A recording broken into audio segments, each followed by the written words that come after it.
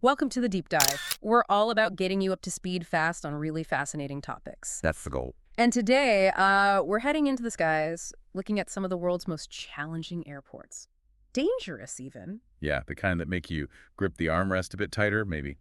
We're looking at a 10 most today piece that really digs into these places. Exactly. And this isn't just a list. We want to get into the why. Why are they so tough? What are pilots actually dealing with? Right, what makes landing a plane in these specific spots so incredibly precarious? It's about the geography, the weather, sometimes even the engineering. And even if, you're not flying into these exact spots anytime soon. Which, let's be honest, most people aren't. Right. But understanding these extremes gives you a whole new appreciation for just how skilled pilots are and the tech involved in flying generally. Absolutely. It's that human curiosity too, isn't it? Pushing the limits, seeing how we navigate these really tricky environments. Okay, let's dive right in. First stop, Saba Island, Wancho-i-Rauskin Airport. Saba. Famous or maybe infamous? For being incredibly short, right? The article says it's the shortest commercial runway in the world, only 400 meters. Just 400 meters. Yes. Think about that. It's basically the length of an aircraft carrier deck, almost. Wow, and it's on this tiny Dutch Caribbean island, Saba, south of St. Martin. Yeah, and the island itself dictates that. It's volcanic, steep. There's just not much flat land to build a longer runway. So even for really experienced pilots, that's pushing it. Oh, absolutely. Hmm. It requires pinpoint precision. There's just no margin for error on a strip that short. You really have to nail it. You can just feel the concentration needed. Okay, from the Caribbean, let's jump halfway across the world. Himalayas, Nepal, Lukla Airport. Now, Lukla, Hmm. that one's legendary, Yeah, especially for anyone heading towards Everest. the gateway to Everest, yeah. But the article paints a pretty intense picture. It's squeezed between mountains. Listen. So the approach and the departure, too, are incredibly complex. You're flying in a valley, basically. And another short runway situation. Very short, yes. That's a huge factor. Plus, the altitude makes engine performance different. The air is thinner. And I read something about air traffic control, or sometimes the lack of it. That's a key point in the article. Sometimes there's just no controller there. Pilots have to coordinate landings themselves, rely entirely on visual cues and radio calls with other aircraft. That sounds incredibly stressful, landing by yourself visually in the Himalayas. It's a huge responsibility. And then add in the fact that sometimes there aren't even runway lights or the power is unreliable. No lights. Seriously. Yeah, it makes night or even dusk landings almost impossible or extremely hazardous. Lukla really tests pilots. Okay, so extreme geography, short runway, sometimes no guidance. Got it. Let's head back then to the Caribbean. St. Martin, Princess Juliana International. SXM. This one's famous for a totally different reason. The beach. Right, Maho Beach. Exactly. The end of the runway is literally right at the beach. So you get Yeah. these incredible photos and videos of huge jets flying just feet over people's heads. I've seen those. It looks absolutely insane. But the article says it's actually dangerous for the beachgoers, too. Oh, definitely. That jet blast from a large aircraft taking off or landing, it's powerful. It kicks up sand, debris, can knock people over. It's not just a cool view. Yeah, I guess relaxing day at the beach doesn't quite fit. Not really. And, the runway itself, it's about 2,179 meters. Which sounds longer than Saba or Lukla. It is, but the article points out something important. For the really big jets, the wide bodies, they ideally need more like 2,500 meters or even more for a comfortable safety margin. Ah, okay. So even though it looks longish, for the planes landing right over the tourists, it's still kind of tight. It adds another layer of challenge, yes. Precision is still key, even with the longer tarmac compared to the others we've mentioned. Right. Okay, let's swap sun and sand for ice. Greenland, Narsarsuaq Airport. Narsarsuaq, yeah, the name's a bit misleading, isn't it? Greenland. Not much green there, I gather. More like Yeah, Antarctica. pretty much. Lots of ice, snow. And that runway, it's about 1,800 meters, but it's often covered in slick ice. Landing on ice is tricky. I bet. And the weather.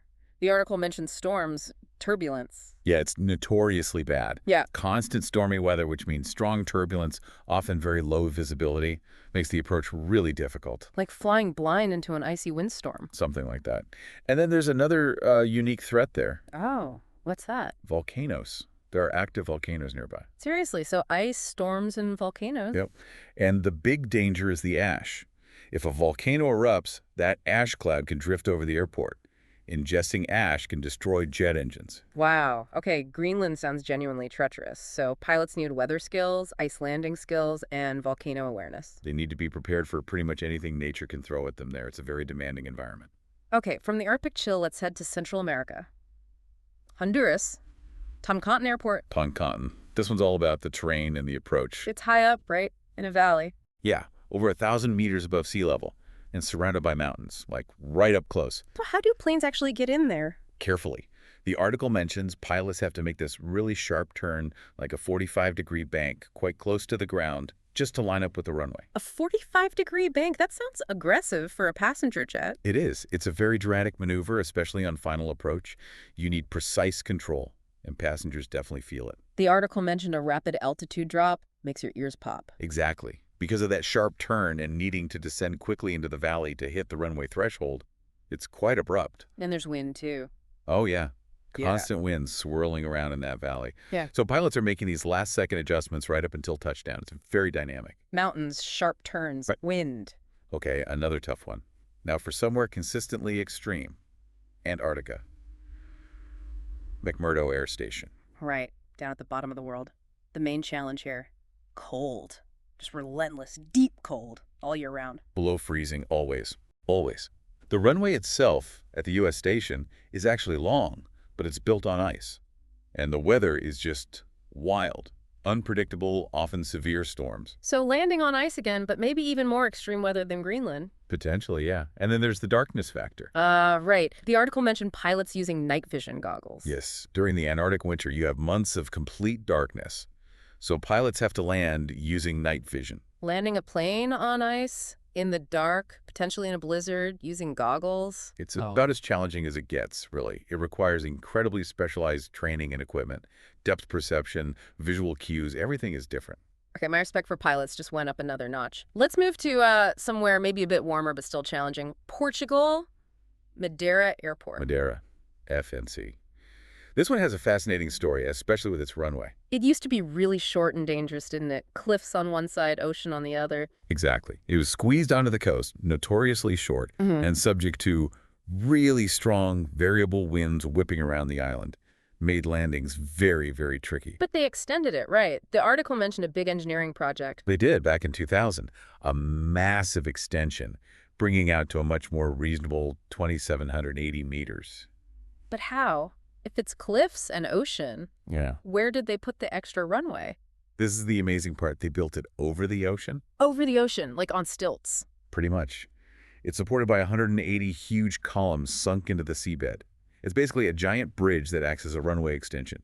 An incredible piece of engineering. Wow, that's audacious. Solve the length problem, I guess. It did solve the length problem, but it introduced perhaps a different kind of psychological challenge. How so? Well, you're landing on this platform over the water. If you drift slightly off course, especially in those strong crosswinds that Madeira is still known for. There's nothing but ocean below. Exactly. So while safer due to length, it still demands precision, especially managing the wind conditions. Incredible engineering, but still requires top piloting. Okay, back to the Himalayas, Bhutan. Paro Airport. Paro. If Lukla is challenging, Paro is. Yeah. Well, it's in a league of its own in many ways. Higher altitude, even higher mountains. Yes. The airport itself is at 2,225 meters, but it's surrounded by peaks soaring up to nearly 5,500 meters. Absolutely massive mountains all around. And it's in a valley, too, right? Right on the banks of the Parachu River. It's a very narrow valley. The terrain is described as ruthless in the article. And the weather, just as bad as the others. Extremely severe and unpredictable, which means flights are heavily restricted. How so? Daylight hours only. And strictly visual meteorological conditions, or VMC. Meaning pilots have to be able to see the terrain clearly to navigate. No instrument landings. Essentially, yes. They need visual references because the approach is so complex, winding through the valleys. And get this, only a very small number of pilots worldwide are actually certified to fly into Paro. Seriously? Like a handful. Select group, yeah. It requires special training, specific certification that tells you everything about how demanding it is. That really hammers home the difficulty. Okay, different kind of challenge next. Japan. MCA's Futenma in Okinawa. Right, this is a U.S. Marine Corps air station, so military aircraft. Ospreys and Hornets, the article mentions, lots of activity. Constant takeoffs and landings. Yeah. V-22 Ospreys, FA-18 Hornets. Impressive stuff to see, sure. But the danger isn't the terrain here, is it? It's the location. Exactly. Futenma is smack bang in the middle of a very densely populated area. Houses, businesses, schools right up close to the base perimeter. So the challenge is operating high-performance military jets in an urban setting. Precisely. It's about noise, safety zones, the potential risks inherent in having that level of intense military aviation activity right next door to civilian life. It makes every landing and takeoff complex from a safety and community relations perspective. Gotcha. So human geography creating the hazard this time. Finally, let's talk about a ghost, an airport that isn't even open anymore, Hong Kong's old Kai Tak. Ugh. Kai Tak. The legend. Closed in '98, but pilots still talk about it. It earned its nickname, right? The mother of all scary airports. It really did. You had mountains surrounding it, notorious crosswinds whipping off the harbor. And the runway jutting out into Victoria Harbor? Yep, a single runway sticking right out into the water. Plus, skyscrapers. Lots of tall buildings close to the approach path on the north side. I've seen pictures of that famous checkerboard turn, planes banking sharply really low over Kowloon City. That was the signature Kai Tak approach.